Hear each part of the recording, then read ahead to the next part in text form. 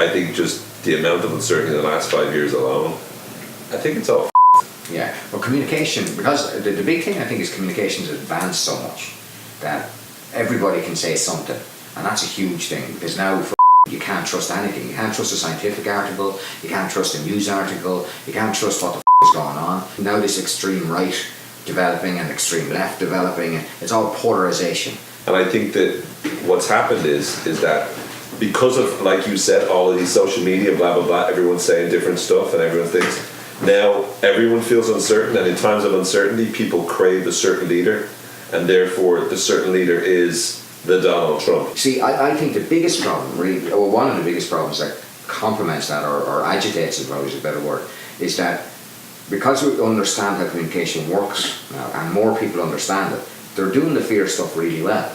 I feel more uncertain because I read the research on both sides. Yeah. So I look at all the different things and the different standing points, and I don't go, this is the way it is now. I go, this is one way of looking at the way it is. Yeah. And that suits me because it allows me the advantages, it allows me flexibility. Yeah. But with every advantage of freedom comes the restriction. So with the freedom of being able to go, I'm not going to buy in or make assumptions or whatever, I'm going to be critically thinking about this, means that you then hold yourself back from any definite answer. When you do that, then you can't declare or feel the security of going with one particular idea. Yeah, I think the real trick, isn't it? No, the real trick is to realise that most of us are emotionally led. If I say something shocking to you and straight away it locks you in, you're more likely to believe it. Basically, if I say something frightening to you, basically that's that's out of your awareness, you're less likely to question it. You're more likely to respond or react to it, and that's the biggest problem. That we're responding to the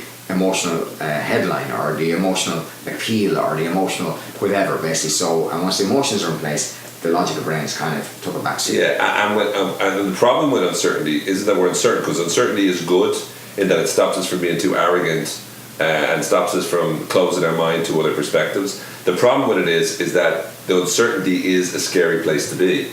People's fear of the unknown is huge, and so when you're in a job and you're not sure if you're going to have that job in a week, if you're in a relationship and you're not sure it's the right relationship for you, like there's all of these choices that we have in this world, more choices than ever, and so it's harder and harder to get sure because we have a massive fear of regret. So what do you think would be the best strategy or set of strategies to handle the uncertain times we live in? It is about, first of all, recognising that we're emotionally led. So the biggest thing to check in with first is your emotions. Where's your emotions at? And the next step to that, very simply, is get your emotion state better, whatever that takes. And it doesn't matter. Forget the context. Just start to shift the emotion. Do something with the emotion. Get yourself to feel good.